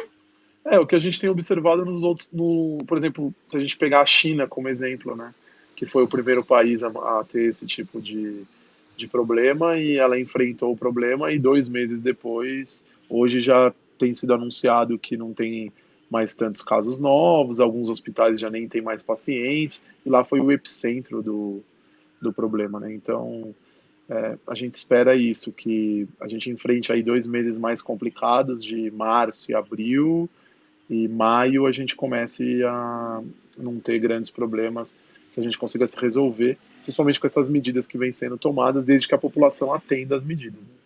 E que são medidas emergenciais, né? Contar para o pessoal. Eu, por exemplo, eu estou no grupo de risco, eu tenho um problema de saúde, né? Eu tenho problema de coração, pressão, então eu estou no grupo de risco, eu estou em casa. Eu tive que cancelar minha aula em Ilhéus, então, infelizmente, os meus alunos da Bahia, eu não vou na aula da primeira semana ali de abril. Eu também não fui para o CARF hoje, né? Foi uma decisão difícil de tomar. O CARF não cancelou a primeira semana de sessões, como a gente esperava. Então, ele manteve essa semana de sessão e cancelou as sessões do mês que vem. E eu fiquei numa situação complexa, porque a situação pior, porque todos os infectos estão dizendo, o grave momento de infecção são esses primeiros 15 dias, né? Sim. É o que mais vai trazer problema para a população, a questão até de eclodir aí uma grande crise dentro dos hospitais. O objetivo desse isolamento social, até para esclarecer, acho que faz parte, a gente fala de direito previdenciário, mas a gente precisa esclarecer isso, acho que é uma questão de até utilidade pública. O grande X de você ter esse isolamento social nesse momento de medidas mais drásticas, a gente está vendo os tribunais cancelando prazos. Hoje o TRT aqui da 2ª região, aqui em São Paulo, cancelou a audiência, os prazos processuais, o TJ de São Paulo e quase todos os estados você está vendo esse tipo de cancelamento. Alguns países tomando medidas mais drásticas de fechar a fronteira e etc. Por quê? Porque a grande ideia de você ter esse isolamento social é para o que eles falam que é o achatamento da curva de transmissão, né? Porque o que acontece? Se você não faz isolamento social, muitas pessoas se contaminam muito rápido. E aí o sistema de saúde entra em colapso. Por quê? a gente já tem uma deficiência de vagas de leitos de UTI, já é uma coisa crônica no Brasil, né? A gente sabe a dificuldade que é em hospitais públicos e privados, né? A gente fala muito de hospital público, mas quem usa convênio médico sabe também que a coisa não é muito boa. Tá fácil. Né? A gente tem deficiência de leitos de UTI. Aí, se você pega uma demanda muito grande no momento só, o Estado, os hospitais, os serviços de saúde, público ou privado, eles não conseguem dar conta dessa demanda. Então, a ideia que eles falam desse achatamento dessa curva é justamente isso. A gente vai ter uma contaminação, mas essa contaminação ela ocorre mais lentamente, sendo possível que o sistema de saúde atenda a todas as pessoas que fiquem doentes e necessitem de atendimento hospitalar, né? Porque o grande problema do Covid-19, né, do coronavírus, que isso a gente tem que aprender com a experiência do que já aconteceu em outros países, na China principalmente, aí agora a Itália enfrentando uma calamidade pública praticamente, né? A mortalidade é altíssima na Itália, talvez até pela população mais idosa, e por não ter agido talvez no momento certo, naquele primeiro momento, que é o que o Brasil não pode copiar. O que os médicos estão dizendo é que o paciente tem que ser entubado, tem que ir para um respirador logo no início, ele não pode demorar para ir para esse respirador, porque eles respondem melhor à pneumonia causada pelo vírus se eles vão para esse respirador. Sim. Então, a gente tem, por exemplo, só para aqui em São Paulo, acho que até ontem passou na televisão, os leitos de UTI, abriram 70 leitos no Hospital das Clínicas, mas não sei quanto no Hospital no Tatuapé, mas não sei quantos no INCOR, mas pensa, são 200 leitos. Se você tiver uma demanda de 1.000 leitos, o médico que está ali ele vai ter que acabar escolhendo, e é isso que está acontecendo na Itália, que a gente tem visto notícias, que o médico acaba escolhendo praticamente quem vive e quem morre, né? Então ele escolhe... É horrível, né? É horrível, é uma situação colocar muito aqui, ruim. É uma situação muito difícil para os profissionais da área da saúde. Sim, também. Muito. Porque primeiro eles estão lá colocando a família deles em risco, se isolando da família. Nós já tivemos vários médicos até o momento que já entraram em óbito em outros países. Nós temos uma situação já de 2 ou 3 médicos em estado grave aqui no Brasil. Sim. Também. A gente já tem um médico que já está, inclusive, no Rio de Janeiro. No Rio de Janeiro. Então, assim, é preciso que as pessoas compreendam o seguinte, que esse é o momento. O que vai acontecer lá em maio, em junho, é reflexo do que acontecer agora. Exatamente. Então, assim, por que nós não vamos cancelar o Congresso por enquanto? Claro, pode acontecer, não digo um cancelamento, mas vamos transformar ele num Congresso online, virtual. Vamos fazer alguma coisa bacana, nós não vamos deixar ninguém na mão, né? O IEPREV sempre se preocupa com isso, mas tudo vai ser reflexo dos cuidados que nós estamos tomando nos primeiros 30 dias. Então, eu sou uma pessoa, quem me conhece sabe, eu não paro por nada, né, Neto? Mas Sim. Hoje eu refleti bastante sobre isso, falei, não vou, né? Cancelei minhas aulas, não fui, porque não é o que vai acontecer em maio que vai responder para a sociedade. Não, é agora. É o que está acontecendo em março. O que está acontecendo em março, o que vai acontecer no começo de abril. Então, assim, eu me solidarizo aqui daqueles institutos como o IAPE, que já tomou a atitude, né, de ter que cancelar o evento, o IBDP cancelou o evento de Natal, porque o evento deles já estava acontecendo. Só quem organiza um evento sabe a lástima que é, a dificuldade que é você cancelar um evento, você ter que reorganizar tudo, né? Nós ainda não chegamos nesse ponto, porque o nosso ainda faltam aí mais de 70 Sim. dias. Se for necessário, tomaremos as medidas cabíveis também. Espero eu que a gente não precise, né? Mas a gente tem que estar pronto para qualquer eventualidade. E aproveitar, Neto, e vou deixar você falar um pouquinho mais sobre isso, mas só queria que você falasse um pouquinho para as pessoas, porque o que elas pensam?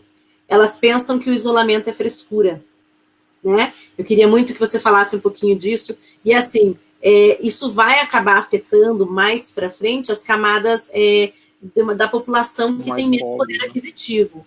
Por quê? Porque essas pessoas não conseguem se isolar. Esse é o problema. Porque a pessoa que tem menos, uma condição social mais difícil, ela não pode parar de trabalhar.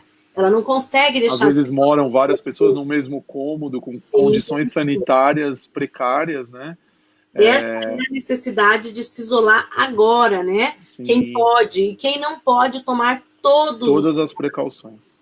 Então, Exato. assim, o que o que eu até comentei, fazer um sacrifício agora para a gente não chorar amanhã, né?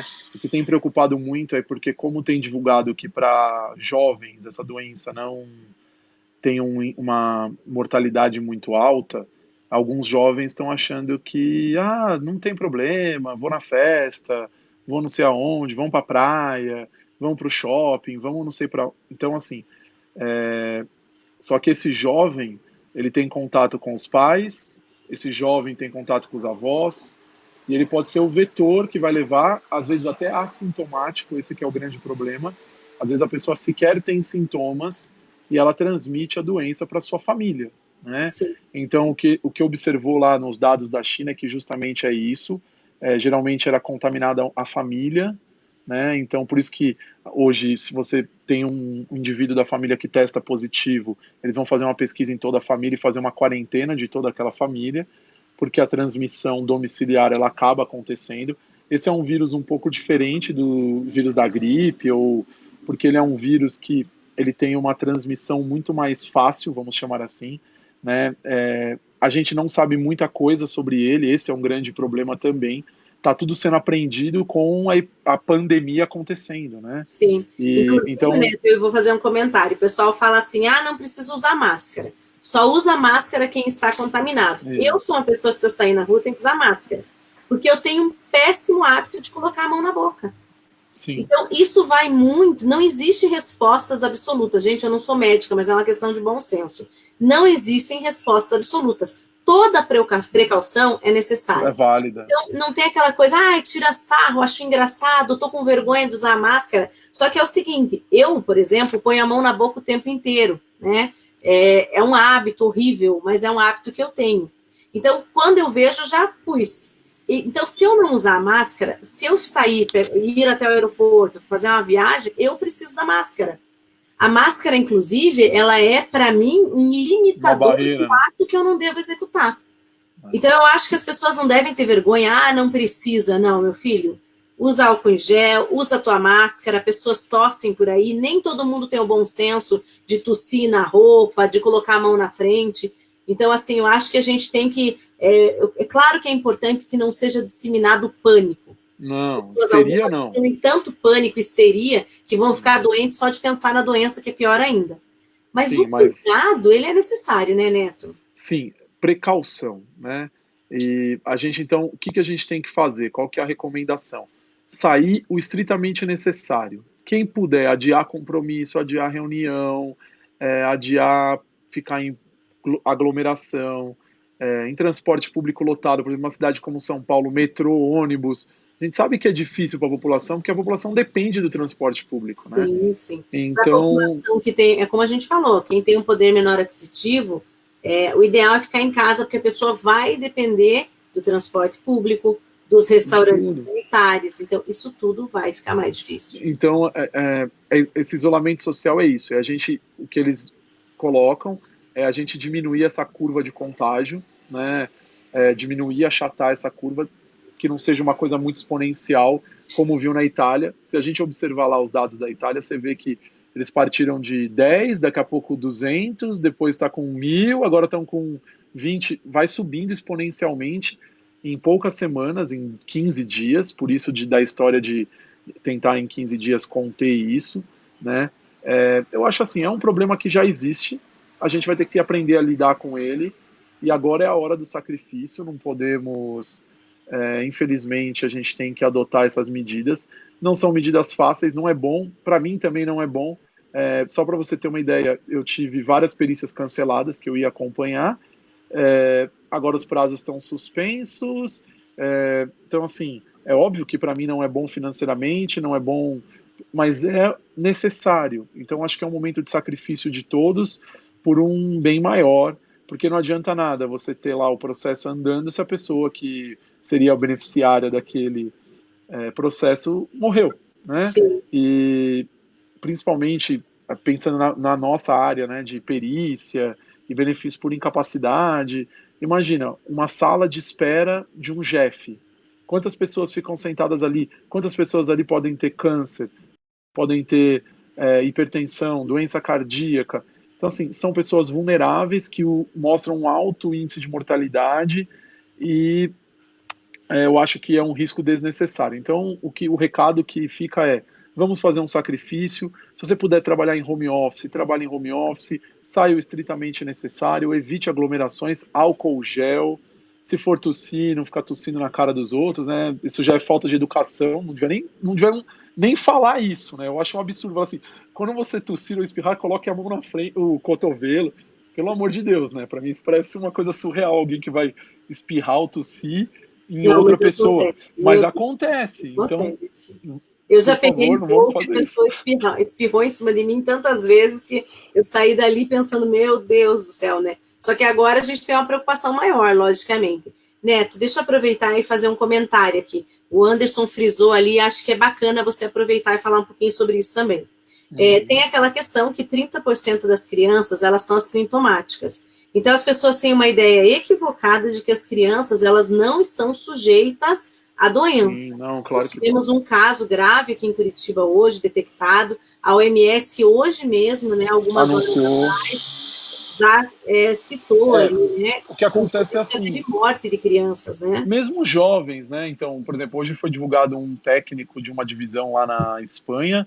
Ele tinha 22 anos e morreu de Covid-19 porque ele tinha leucemia.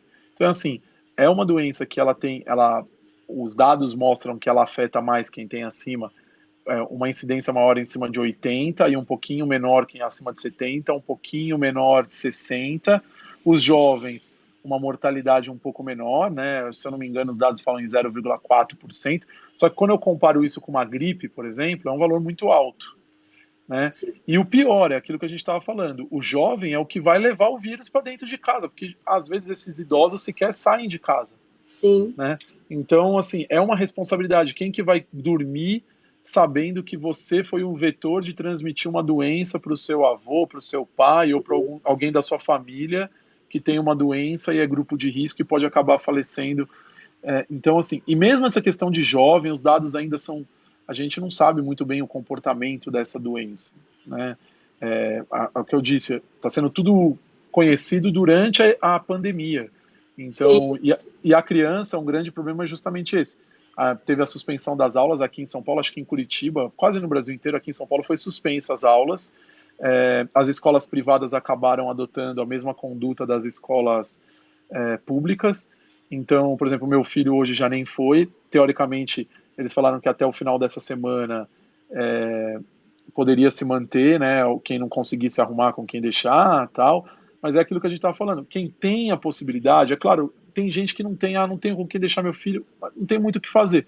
Mas quem tem a possibilidade tem que fazer esse sacrifício, Sim. né? E acabar não deixando, Inclusive, o porque que a gente fez no IEPREV, desculpa te cortar, mas, por exemplo, claro, como eu não tenho um ato ainda da administração pública, alguns alunos que quiseram a aula presencial, que é uma situação complexa mesmo, porque a gente está cumprindo um contrato, né? E a maioria dos alunos, inclusive do presencial, quer continuar tendo aula.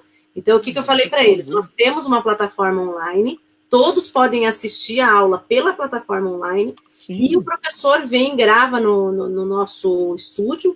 Agora, se o aluno fizer questão, eu vou manter um isolamento de segurança do professor e vou colocar a máscara. Então, vai ser obrigado a usar máscara, não vai ter discussão. Por quê? Porque eu tenho que proteger o professor também, né? Mas acho que é uma questão de bom senso, gente. Mesmo que não custa, é um momento. Eu tenho aula presencial. Para ter uma ideia, eu tinha um curso marcado sábado agora em Manaus, final de semana que vem em Brasília. No outro, aí na sequência, tinha um curso em Porto Alegre. Então, assim, foram todos desmarcados. Para mim é ruim? É claro que é ruim. Para quem, de repente, até já comprou passagem aérea para ir assistir o curso. Mas é um momento, como eu disse, é um momento de sacrifício. O sacrifício é agora, é esse momento. Porque se a gente não se sacrificar agora, depois a gente vai lamentar isso. A coisa é séria. Tem muita gente que não está levando isso a sério. Alunos conscientes também, muitos que falaram. E assim, a gente tem a aula ela gravada, online, ao vivo, então você fica em casa, no Sim, conforto do assiste. celular, né? Porque, claro, a gente não vai poder parar de trabalhar para sempre, né, Neto? É uma situação excepcional. A gente E vai ficar temporária, né, Ana? 20 dias numa situação de estrita quarentena, e depois a gente vai retornando às atividades, mantendo as distâncias necessárias. Hoje, com o home office, com live, você faz as reuniões todas como nós estamos fazendo aqui nós dois agora, né? Com muita tranquilidade, inclusive. E a Nayara está perguntando uma coisa aqui importante, se a pessoa assintomática pode transmitir o vírus. Sim, é o grande problema, inclusive. Esse que é o grande problema. A maioria das pessoas que transmitem são assintomáticas. Esse que é o problema. Eles têm observado isso nessa doença. Porque a gente foge, né, de quem está espirrando, né, Nayara? Isso. O problema é fugir de quem você não sabe que tem nada. A pessoa está super... Por isso o isolamento social. Porque, por exemplo, eu posso ser assintomático e posso ter o vírus. Só que se eu não me isolo socialmente, eu transmito para outra pessoa que de repente é de grupo de risco, ou tem mais idade. E uma outra grande questão que tem sido publicada sobre essa doença, alguns estudos, é o seguinte: a pessoa ela começa a transmitir o vírus antes mesmo de aparecer os sintomas. Que também é péssimo. O que é péssimo, porque se eu tenho sintoma, então eu comecei a tossir, tô com o vírus, não, mas eu já comecei a transmitir antes desse momento. Então, assim, é uma doença nova, não tem muito o que fazer. Tá aí, é aquela história da Inês é morta, né? Tá aí a situação, a gente tem que fazer um sacrifício. Eu tenho certeza que a maioria dos alunos vai entender quando acontece essa situação. Não é um curso isolado, é uma questão... aqui em São Paulo, por exemplo, o governador proibiu o público teatro, museu, por um mês, vai estar tudo fechado. Vai ter um impacto muito grande na economia, vai gerar recessão, pode gerar desemprego, óbvio, né, porque vai ter muita gente que não vai conseguir sobreviver a esse momento, quem depende principalmente de turismo, vai ter grandes dificuldades, hotéis vazios, companhias aéreas, o governo anunciou agora, né, medidas de contenção, mas assim, a gente tem que fazer um sacrifício, é um sacrifício que vale a pena. Só para te contar, né, primeiro, só para frisar para o pessoal que está ouvindo aqui, então, por enquanto, a gente não cancelou o evento, ao contrário, né, eu continuo convidando vocês a comprarem o evento, porque a gente vai também trazer uma plataforma inteira online. Então, sim, caso a gente esteja passando ainda pela pandemia, nós poderemos acompanhar, vão receber livro, tudo normal, a gente pode fazer o evento online também. Quando que a gente vai tomar essa decisão? Só lá 30 de abril. Vamos esperar toda essa crise, ela se desenrolar, a gente conseguir compreender o real, como é que eu posso falar, né? A real extensão da crise, do problema, então, a gente adotar as medidas de contingenciamento. Mas tenho certeza que o evento vai ser incrível, seja presencial, seja online, nós vamos conseguir entregar um produto muito bacana. Depois a gente vai conversar muito ainda a respeito disso. Neto, em razão desse isolamento, a Justiça aqui do Paraná, ela tomou já um posicionamento que eu quero contar para você. Eu sempre fico um pouco em dúvida, né? Eu acho que as pessoas, é claro, tem horas que a gente tem que agir, mas tem horas que não dá para sair agindo também, né? Sim. E aí eu vou fazer uma crítica aqui carinhosamente à Justiça Federal do Paraná, porque quem assiste as minhas lives sabe que eu, olha, reiteradamente elogio o juizado e a Justiça aqui do Paraná, as coisas acontecem bem aqui, mas aconteceu uma coisa que eu fiquei sabendo essa semana e eu fiquei um pouco preocupada, né? Não concordei muito com a decisão e quero trazer para um especialista no tema. O que a Justiça disse? Ela disse, olha, então, considerando os considerandos e os considerandos todos, a perícia ela será realizada de modo indireto. Então, por favor, patrono nos autos, traga todos os documentos que possam auxiliar a análise do benefício previdenciário do seu segurado. Gente, para quem não sabe, perícia indireta é aquela perícia da qual o segurado não participa. O que acontece é apenas a documentação. Análise de documento. Muito comum, inclusive, quando a gente está falando de pensão por morte, e aquele segurado, o instituidor da pensão, ele está sem qualidade de segurado, mas você comprova, por exemplo, que quando ele morreu, ele já tinha uma doença, ele já era beneficiário de uma proteção social do INSS. Então, só para resumir, vou passar a palavra para o Neto falar um pouquinho sobre isso para a gente. A perícia indireta, ela é muito complicada, porque ela é baseada exclusivamente em documentos, né? Então... Desculpa, deixa eu dar uma risadinha, porque a Thaísa já chegou de máscara aqui, ó. Ah, tá. É que você sabe, né? Eu não posso deixar de perguntar a piada nunca. Você estava falando uma coisa séria, gente. Não sei como é que o Neto me aguenta. Vamos lá. Então, Pode essa falar. perícia indireta, ela é baseada exclusivamente em documentos. Então, você vai ter que avaliar só a documentação. Isso limita muito a comprovação da incapacidade laborativa, tá? Por que que isso limita a comprovação da incapacidade laborativa? Porque eu falo muito isso em aula, em todo momento a gente fala sobre a questão que a incapacidade é uma incapacidade funcional. O que eu preciso demonstrar é a funcionalidade do órgão. Numa perícia indireta, isso é muito difícil de comprovação. Por quê? Como que eu vou avaliar movimentos? Como que eu vou avaliar testes? Como que eu vou avaliar manobras ortopédicas que eu posso fazer? Isso pensando só na questão ortopédica. Aí você vai para a questão cardiologia, pneumologia. O exame físico realizado no indivíduo é muito importante no laudo pericial. Então, você partir para uma perícia indireta somente, num momento onde se tem esse isolamento temporário, eu acho muito temerário, uma medida até assodada, né? Eu não entendo como prudente a substituição nesse momento da perícia direta para uma perícia indireta. É melhor adiar.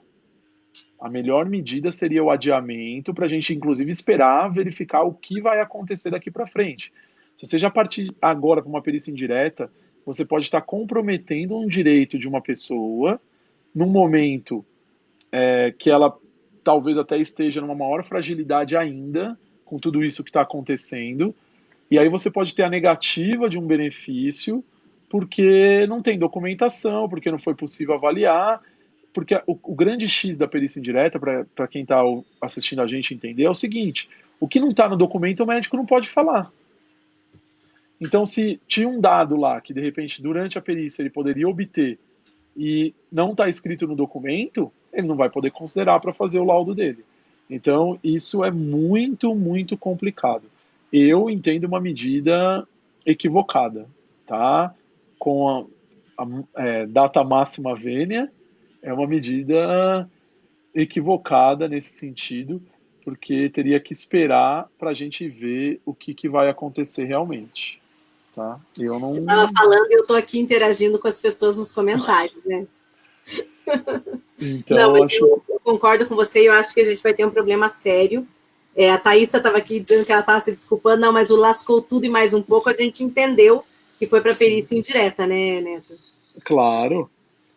Aqui a perícia falou, indireta não foi para a gente. Segurado, ó, olha o que ela colocou aqui, ó. Se vendo segurado, eles já não analisam o conjunto, imagina sem ver, né? Claro. Incapaz. Não, complicadíssimo. Porque você vai avaliar, por exemplo, a documentação, e a documentação não traz essas questões de funcionalidade, né? Nossa. É muito ruim. Um conjunto de coisas, né, Neto? Porque, assim, nem tudo é um exame matemático, como uma ressonância magnética. Tem um conjunto de fatores, né? Por exemplo, eu sempre falo assim, o fato, às vezes, da pessoa ter um problema sistêmico, vamos lá, uma hipertensão grave, um diabetes, uma cardiopatia controlada, não é grave. Mas quando, às vezes, eu associo todas elas a um outro quadro, aquilo... E com a função exercida, né? E aí, quando faz, exatamente. Então, isso tudo tem que ser conversado. Eu gosto sempre de citar um caso, né?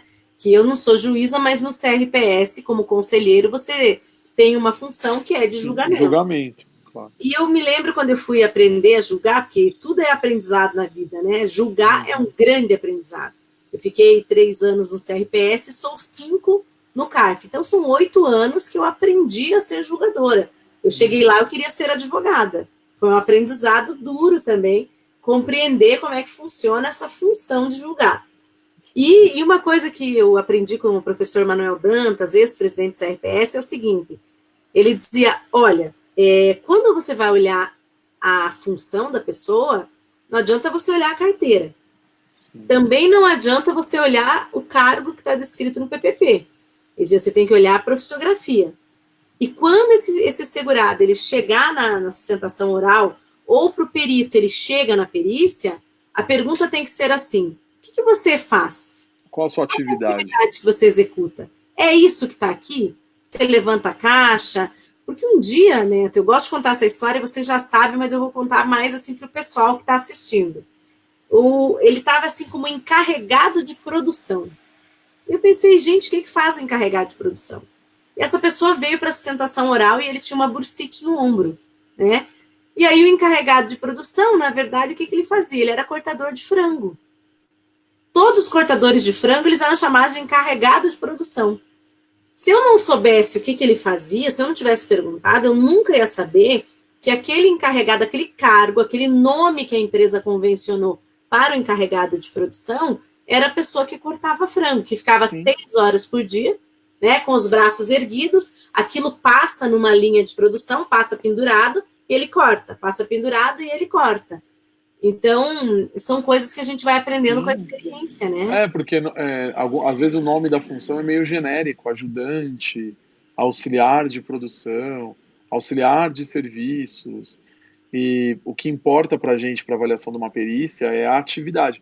Tanto que a gente recomenda que o advogado coloque a descrição da atividade na petição inicial, né?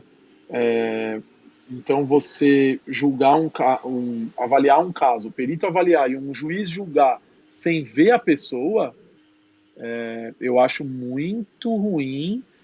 A chance disso dar certo é quase zero.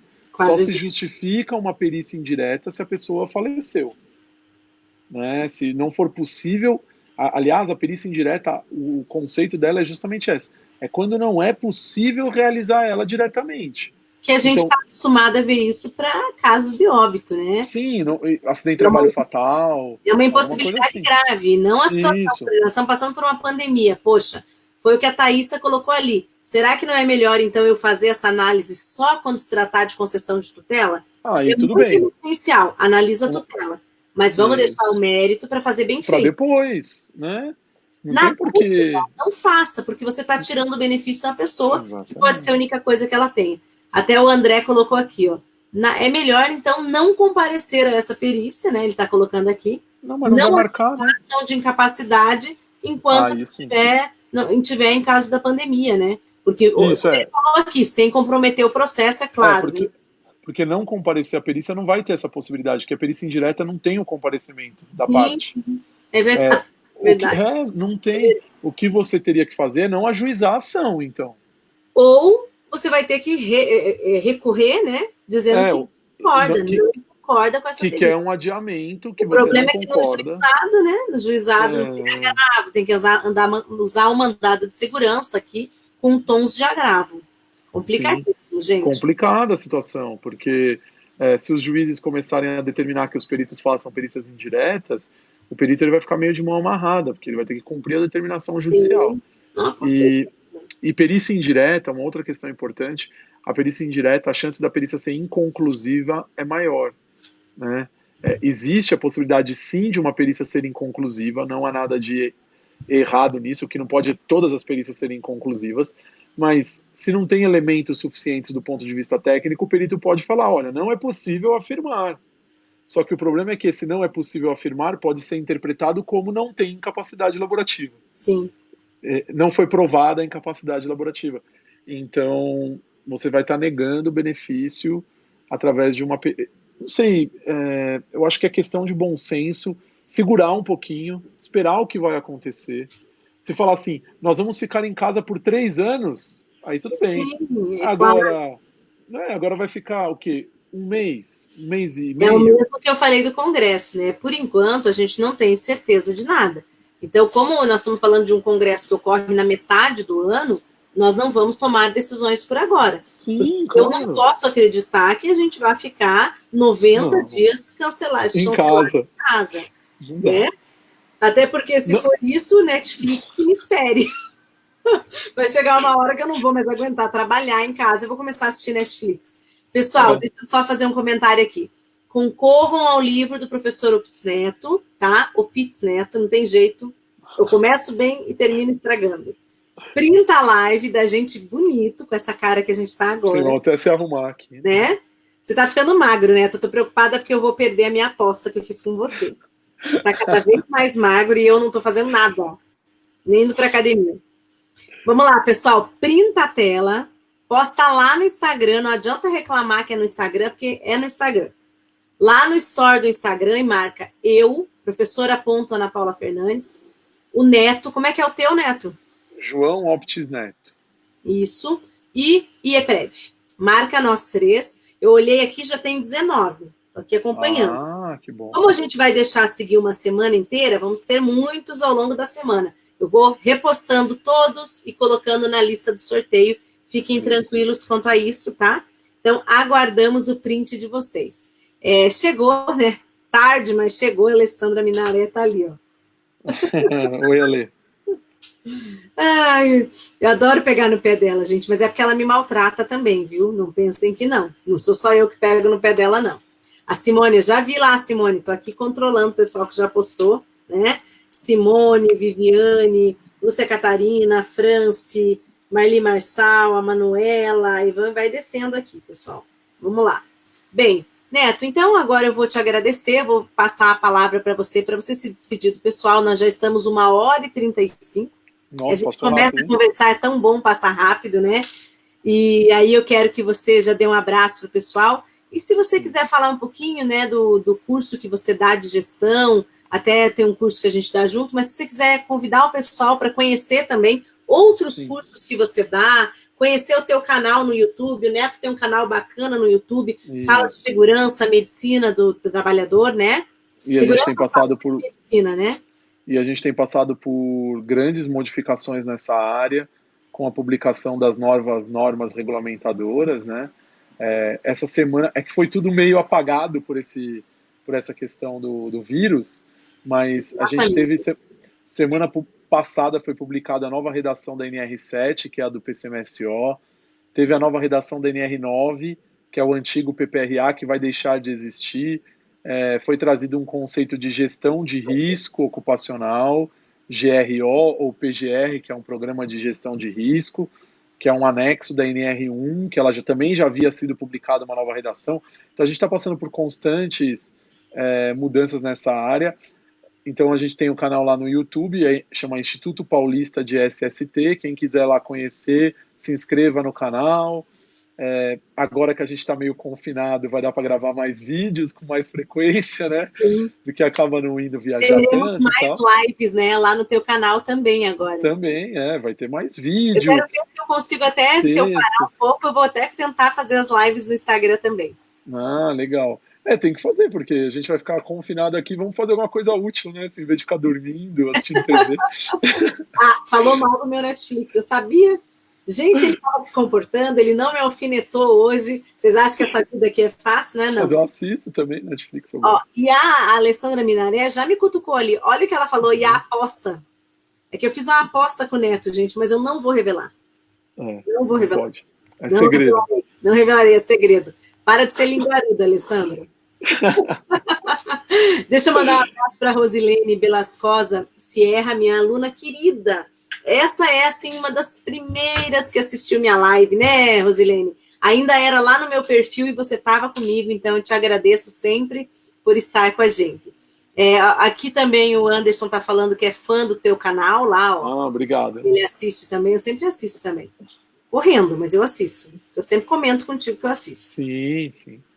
Bem, e é isso, pessoal. Então, agradecer a presença de todos, essa nossa live sempre muito descontraída, mas com muita informação, conteúdo. Nós fazemos brincadeiras porque torna até mais agradável, né? Claro. Segunda-feira à noite, é o primeiro dia da semana. A vida tem que ser leve. A vida tem que ser leve. Eu acho que eu já fui muito criticada por isso, sabe, Neto? Muito criticada no passado. Sério mesmo? Muito, porque eu fazia muita brincadeira, mas na hora que tem que ser sério, a gente é muito sério. Sim, mas eu acho que a gente tem que descontrair, que faz com que seja mais legal, a gente faz assim, consegue interagir com as pessoas, então eu acho que eu diria que um dos segredos para a gente ser feliz é não levar tão a sério os nossos problemas, né? Sim. E eu acredito muito nisso sempre. Problemas todos nós temos, né? Mas se a gente puder levar eles com um pouco mais de leveza, a gente consegue viver melhor. E aquilo que a gente sempre fala, né? No final, tudo vai dar certo. Então... eu tenho um mantra, vou contar para o pessoal aqui, eu tenho um mantra de vida. Se a Andréia estivesse assistindo aí, que é minha assistente, ela ia dar risada, ela ia já escrever um kkk, que é o seguinte, o meu mantra de vida é assim, ó, tudo vai dar certo, ponto, sempre dá, exclamação. Eu também. Dá Esse certo, negócio gente, de prazo, não sei o quê, para você, prazo, calma, eu fui tudo vai numa dar certo. piada fazendo, vai dar certo, gente. Eu termino o artigo do livro, eu sou a última a entregar, mas vai dar certo, e sempre deu. É isso aí, vai Eu só dar. tô triste que hoje eu não fui pro CARF, hoje eu fiquei realmente triste, mas eu entendo que é uma situação, Não, e é eu uma tô situação dentro excepcional. disso, né? Embora essa cara jovem, essa pele aqui de 25 anos, né? Eu tô quase quarentando com 2 problemas crônicos que eu adquiri ao longo da minha vida, infelizmente, desde os 30 anos. Então, eu realmente não posso Não, tem que. abusar. Já abusei Não, muito, tenho tentado abusar menos, né? E o Neto hoje até brigou comigo, meu marido também, e aí eu achei que eu tinha que me comportar e ficar em casa. é isso aí, tem que ficar mesmo, porque não é o momento de se arriscar. É, a gente sabe, todos nós temos compromisso, mas a gente tem que acabar abrindo mão de alguma coisa, porque senão não vale a pena, né? Então, acho que o momento é esse, o recado é esse, né? Para a gente deixar aqui para quem está ouvindo, assistindo a gente, né? É um momento de sacrifício, mas esse é o momento correto. Porque E aí se eu puder deixar um depois. recado para os meus alunos, para os colegas, para os amigos, eu vou dizer, olha, vamos evitar, né? Porque eu sou uma pessoa que trabalho muito, as pessoas sabem disso. Eu só falto quando é eminentemente necessário. Então, acho que nesse caso a gente está passando por algo que a gente nunca viveu antes. Não. O Brasil Então, nunca enfrentou um. principalmente quem está nos grupos de risco, tomem cuidado, né? Então, o pessoal que tem diabetes, cardiopatia, hipertensão, asma, problemas respiratórios outros, né? Que não sejam esses. Então, eu acho que a gente tem que tomar, porque eu sempre falo assim, né, Neto? Às vezes para algumas pessoas a doença vem e vai embora e a pessoa nem sente. Para quem faz parte do grupo de risco, às vezes uma situação muito leve pode virar uma coisa gravíssima, né? Sim, claro. Por isso que é Porque é importante. justamente a questão desse grupo de risco. E você que é sadio vai ser o vetor que vai levar para esse grupo de risco o problema. Então, por isso desse isolamento social nesse momento ser o mais indicado. Eu acho que a gente tem que acompanhar o que as autoridades estão falando. Eles estão tomando as medidas necessárias, apesar das vezes a gente não concordar. Ah, suspendeu o prazo. Ah, não vou receber. Ah, como eu vou ficar sem trabalhar? Mas é todo mundo enfrentando essa situação, e se a gente, como sociedade, não aprender a enfrentar essas questões, não tem muito o que fazer. O sistema de saúde vai entrar em colapso, e aí vai ser aquela história que a gente estava falando, né? Nossos cursos presenciais, hoje no IEPREV Sim. também, vamos devolver o dinheiro das pessoas. Então, fácil não é, né? Não, A claro que gente tem não. que lidar com essas situações, e lá na frente a gente faz outros cursos maravilhosos, e vamos aí ter muitas oportunidades de fazer outras coisas também. É isso aí. E o congresso está de pé, pessoal. Nós teremos modalidade online, nós vamos surpreender com esse Sim. congresso. Então, Vamos. não desanimem. Vou falar lá no congresso da questão de gestão de afastado, né? Isso. Seminário de tributação e previdência e a oficina de quesitação.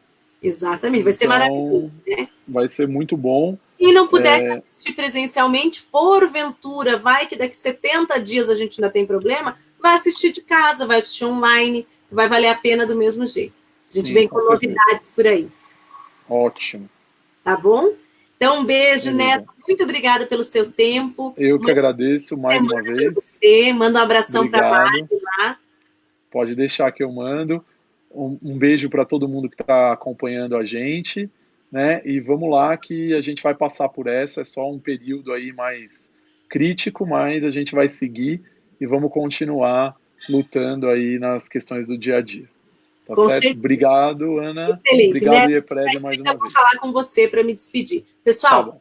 beijo grande. Até semana que vem. Tchau Até e uma mais, excelente pessoal. semana. Tchau. Cuidem-se. Isso aí. Isolem-se.